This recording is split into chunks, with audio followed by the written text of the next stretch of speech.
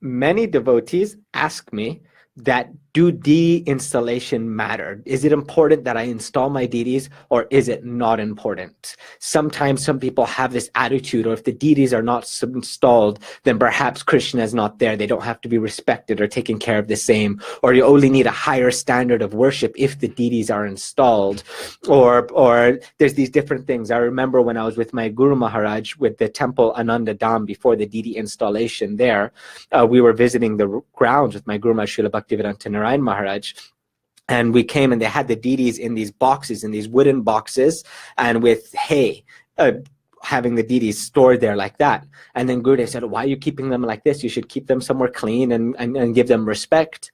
And then the owner of the place said, but they're not installed. They're just, right now, they're just pieces of rock. It's only when they install, that's only when Krishna comes inside. And I remember seeing my Guru Maharaj's face, and there was a little bit of pain inside of his heart. And he was like, no, I know they're not going to be installed. They're not installed yet. We're going to install them later. But keep them somewhere clean, offer them some bhog, take care.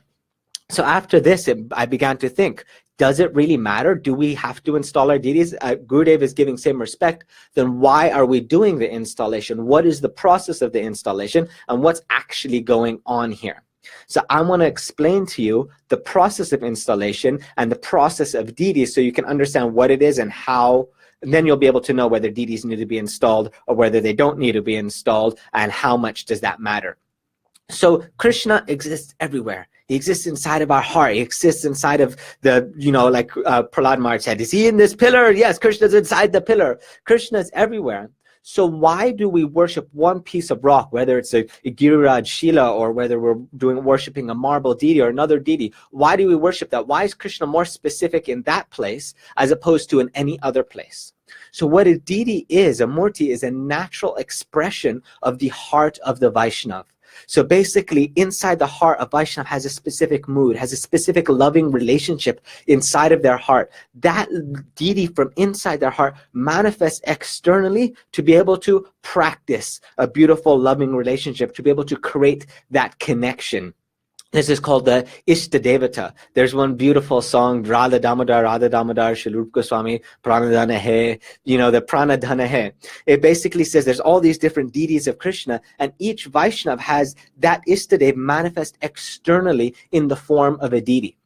Now here's another thing. So that's one part of it. Now another part of it is not all Krishna is equal. Not all Krishna is equally as powerful. Like if you're talking about the holy name, is chanting chanting? If I chant and you chant and Gurudev chants and a beggar on the street chants, is that chanting? Does that have the same potency? Does that have the same power? The answer is no. Nam Nami Abed. When a pure Vaishnav chants, they see Krishna directly. Krishna comes and immediately manifests inside of their heart. They enter into another plane, another dimension, and they're seeing Radha Krishna's pastimes in a whole different realm. When I chant, I don't experience that. But we still know that this chanting is powerful and has some effect. And there's another type of Nam Abbas, which is called Helaya. If someone's, oh, look at the Hare Krishnas, oh, Hari Hari, and it makes fun of them like that, then that chanting is also chanting, but it's not the same holy name. It's not the same power. So what we know from this is that even though the mantra is same, the power is not the same, because the power is a reflection of the state of consciousness, or a reflection of the heart of the chanter, of the person who is chanting. So there's much more power, much more beauty, much more Krishna presence. There's a higher condensation of Krishna's energy inside the mantra when a pure devotee chants. So in the same way, when a pure devotee goes and sees a deity, whether the deity is installed or whether the deity is not installed, whether there's mantras, whether there's ritual, it doesn't matter, because their darshan, their viewing the deity, is an expression of their love that exists inside of their heart. They see Krishna. If someone goes and sees Jagannath, Baladev, Subhadra, who is it? Mahaprabhu seeing Krishna. They're from Vrindavan, seeing that Krishna. But someone else might be seeing Dwarka, someone else might be seeing in a different mood. So basically, what I'm saying is, one part of the equation is that Krishna in the deity is the expression of the devotee's heart. So then the question can say, well, then is every deity, every murti that I'm seeing, is that the same? Like, why do we go on darshan in Vrindavan? They say there's thousands of temples in Vrindavan. Why would we go and take darshan of all these different deities if it's just the expression of my own heart, whether they're installed or not installed, it's just the expression of my heart. And the reason is because Vaishnavas, when they chant, when they say Krishna's name, then Krishna becomes more present. That's why when we do kirtan, more powerful than kirtan is sankirtan. Sankirtan is when it's kirtan done in association, because when someone who's more advanced than us, at least one madhyamadikari or uttamadikari, when they're chanting, and then when they're chanting Krishna, there's a stronger presence of Krishna, and we can associate with that Krishna which is being called forth by them. So when a Vaishnava has Krishna inside of their heart and manifests that in the form of a deity externally, then that Krishna is there present more. So that's why Krishna Tota Gopinath in Puri, very, very powerful. Or the deities of the 6 Goswamis in Vrindavan and in Jaipur. We go take darshan of those deities, and then Krishna's power present even more then, because there's an expression from the heart of those Vaishnavas. There's an expression from the heart of Rupa Goswami, of Sanatan Goswami, Madan Mohan expression of Sanatan Goswami. So there's extra power that's present inside of those deities. So now what the installation process is we take the rock, or we take the piece of wood, or we take the thing, we take that deity, and then the most advanced Vaishnava properly is coming, and the essence of the installation ceremony is they take the Brahman thread, and they're chanting mantra over the deities. And when they're chanting, the power of their name and the power of their love in the heart is they're installing that Krishna inside of your deities, inside of your murtis. That's why after installation, the deities are even more powerful, and we give more respect than before the installation. But still, even before the installation, we also love and respect the deities, because the deities are still an expression of our heart. It is still an expression of what relationship we have, and maybe some bhakti is there, or maybe some other Vaishnava has seen. So almost like automatically, if a Vaishnava comes and takes darshan of the deities, then the deity is installed automatically. No need big ceremony. So then someone might ask, well, then why do we have this big abhishek? Why do we have this big ceremony, this big mantra chanting? Several times for, like in Ananda Dham and in Govardhan, when there's this big installation, I remember my Guru Maharaj had me and my friends, which had mantras and big ceremony. What's the point of all of this? And this brings us to an integral part of the Vaishnava philosophy, that all Vaishnava philosophy is also not created equal. There's a bifurcation. There's one side of our philosophy which is called Pancharatra. What Pancharatra is are rules and regulations in scriptures. They're the specific practices that you do. When you're worshiping a deity, for example, there's rules in scriptures of how many times you're supposed to wave the ghee lamp. How many times are you supposed to wave the incense? First you do the incense, then you do the ghee lamp, and there's specific orders. There's the 16 upacharas, there's the mudras, there's specific rules these mudras you're supposed to do for deities. Those are mudras for deity worship, and there's these different rules and regulations of how to properly worship a deity. But then you see I remember there's one Vaishnava, I'm not going to say his name because he's still present now, but it's one of my Shiksha Gurus, someone I respect a lot. They were spying on him when he was doing the offering. So he brought in the boga plate and came and sat in front of the deities. And when he came and sat in front of the deities, no one was looking, the door was closed, but someone was spying on him. And then they said, "Khao Baba Khao."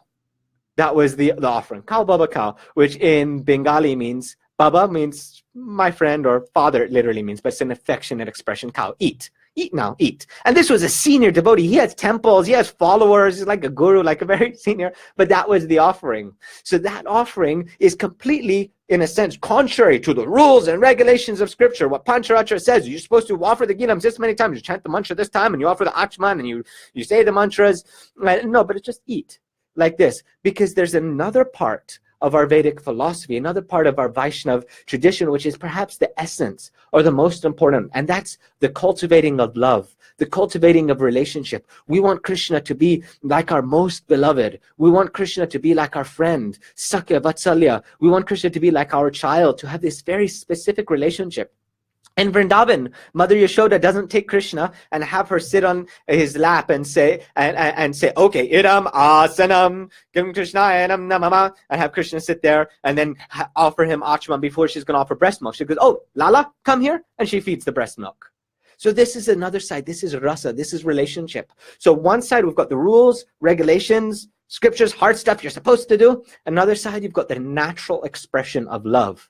And the question comes is, when we worship our deities, when we practice spiritual life, which one do we follow? And why? And how do you follow? And why is there these two kind of opposing principles? And the simple principle is that bhakti means love. Some people call it the yoga of emotion. It's about emotion. It's about relationship, connection inside of the heart. And all the purposes of the Vedas, everything, all the rules and regulations is to cultivate that love inside of our heart. But what if we have no love? Then there's rules and regulations. Oh, you offer food like this. You wake up at this time. You chant the mantra this many times. And you have these specific rules and regulations so you can practice something. But that's just the practicing or the cultivation of love inside of the heart. So then one could say, okay, now with some of my friends, sometimes we have this joke. If someone's not following properly, so, oh, I'm Raganuga. And basically it's saying, I don't have to follow the rules and regulations because I'm doing Raganuga. And it's used as an excuse for not following properly. And this is also not good. In the Vedic scripture it says, Shruti Smriti Puram Adi Pancharatar Vidin Vida. It says the rules and regulations of Shruti, they should not be given up. If someone gives them up, they become a nuisance to society. Sometimes I'm a nuisance to society, but they become a nuisance. Everything should be followed properly because this rules and regulations give structure for us when we do not have love, so that love can be cultivated inside of a heart. So again, it comes back to the same principle of what's our relationship with rules. I say you follow the rules till you've mastered them, till you've understand the principle behind them, so that you don't need to follow them anymore. So then it becomes a natural expression inside of the heart. So in our Vaishnava culture, we install the deities because that's the proper regulation. Also, we get the most, high-level Vaishnava to come and install the deities, so there's a higher condensity of Krishna. But in essence, really, it is not necessary, but it is also necessary. And I hope that makes sense. It's not necessary, but it's necessary also. And it depends on our individuality. And this is kind of the essence, like I explained in my book. Dharma is an individual thing, it's not objective. It's about our personal relationship with the divine, about our personal relationship with Krishna. Now, on top of that, there's something else you need to know. And that is some things never need installation. They say Tulasi never needs installation. Shalagram never needs installation. And also Giriraj Maharaj never needs installation. Also the Dham never needs installation. There's a few things that don't need, there's no rules and regulations in scripture to install. And basically those things have such a strong potency of Krishna's energy that there's no need for that to be a natural expression of the heart. It just is Tadiya Vastu. There's one principle I call Tadiya Vastu. I remember my brahmachari friend Giridhari, him explaining this. Tadiya means, tad means the same. Tadiya means like sameness. So Kore more atmasat, in the song Gurudev Kripa Vindadiya, there's one very beautiful expression. It says, please make us be like our hearts, one and the same. Let us be infused with love so that there's no separation, where the lover gets absorbed in the beloved. This is not Mayavad, this is Prema Rasa. This is completely different level of love, where lover and beloved merge together as one, like Shri Chaitanya Mahaprabhu, Radha Krishna together, because the desire of love is this natural, spontaneous rag, this greed, this attachment to connect with one's lover and to become like one and the same. So this has its place in its bhakti reality. So there's certain things and there's certain people that are so close to Krishna, it is the same energy of Krishna. They've merged together in a sense in love, in relationship. And these things are called Tadiya Vastu, or Vastu means objects or things that are so fused with Krishna's energy, it's like Krishna's energy. Example is like if you take a piece of iron and you put it inside of the fire and you burn it in the fire and you burn it in the fire and then you take it out, it has all the same qualities, all the same energy. It's red hot, it's burning, you put it on paper, the paper will burn on fire. It brings that same kind of quality energy. So there's certain things which are Tadiya Vastu, that the same energy of transcendental Vrindavan, same energy of Vrindavan and Krishna. And Giriraj is one of them. It's directly Krishna. Tulasi Devi is one of them. The Dham is directly this, does not need any external installation. Anyway, so I hope that helped you. Join our virtual Sanga group. I have the link down or below or somewhere here. Virtual Sanga group where I'm giving regular classes. This is the second one in the series where we will be studying different practical things on bhakti. And if you have any questions, ask the questions now and I will answer them on the thing. Let us see. Dhanavat pranams, Victor, Prabhu. Dhanavat everyone. Okay, I don't see too many questions. But hopefully that made things clear for you and I will catch you again next time. Jai Ho, Jai Vaishnav, join our virtual Sangha and keep your eyes out for the Vaishnav calendar on your phone that I will be releasing soon. Dhanavat pranams. Hari